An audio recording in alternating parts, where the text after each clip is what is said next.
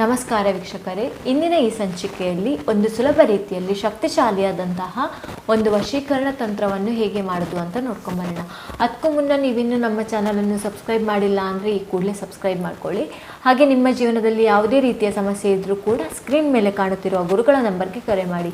ಶೀಘ್ರದಲ್ಲೇ ಶತಸಿದ್ಧ ಶಾಶ್ವತ ಪರಿಹಾರ ಮಾಡಿಕೊಡಲಾಗ್ತದೆ.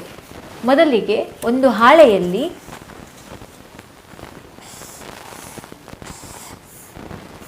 ಈ ರೀತಿಯಾಗಿ ಚಿತ್ರ ಬರ್ಕೋಬೇಕಾಗ್ತದೆ.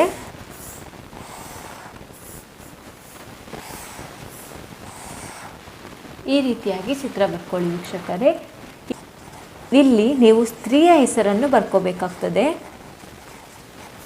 ಇಲ್ಲಿ 56, 38, 44, 69, 78, 86. ಇಲ್ಲಿ ಓಂ, ಇಲ್ಲಿ ರೀಂ, ಈ ರೀತಿಯಾಗಿ ಬರ್ಕೊಳ್ಬೇಕಾಗ್ತದೆ. ಈ ರೀತಿಯಾಗಿ ಬರ್ಕೊಂಡು ಅಡಿಕೆ 2 ಅಡಿಕೆಯನ್ನು ಇಟ್ಕೊಳ್ಬೇಕಾಗ್ತದೆ. ಅಡಿಕೆಯನ್ನು ಇದರ ಮೇಲೆ ಹೀಗೆ ಇಡಬೇಕಾಗ್ತದೆ ವೀಕ್ಷಕರೇ. ಈ ರೀತಿಯಾಗಿ ಮಾಡಿ ಒಂದು ಮಂತ್ರವನ್ನು ಹೇಳಬೇಕಾಗ್ತದೆ ವೀಕ್ಷಕರೇ. ನೀವು ಓಂ ನಮಃ ಕಟವಿಕಟ ಘೋರ ರೂಪಿಣಿ ಸ್ವಾಹ. ಓಂ ನಮಃ ಕಟವಿಕಟ ಘೋರ ರೂಪಿಣಿ ಸ್ವಾಹ.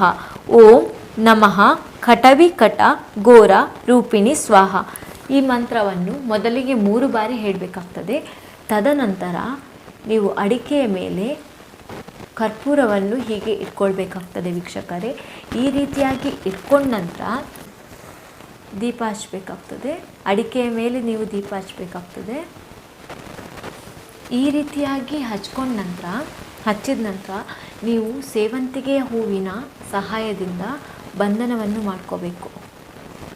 ಓಂ ಇಷ್ಟಸ್ತ್ರೀ ಮಮ ಪ್ರಾಪ್ತಿರಸ್ತು. ಓಂ ಇಷ್ಟಸ್ತ್ರೀ ಮಮ ಪ್ರಾಪ್ತಿರಸ್ತು. ಓಂ ಇಷ್ಟಸ್ತ್ರೀ ಮಮ ಪ್ರಾಪ್ತಿರಸ್ತು. ಈ ರೀತಿಯಾಗಿ ನೀವು ಮಂತ್ರವನ್ನು 9 ಬಾರಿ ಹೇಳಬೇಕಾಗ್ತದೆ. 3 ಬಾರಿ ಹೂವನ್ನು ಸುತ್ತ ಸಮರ್ಪಿಸಿ ತದನಂತರ 6 ಬಾರಿ ನೀವು ಮಂತ್ರವನ್ನು ಪುನಃ ಹೇಳಬೇಕಾಗ್ತದೆ.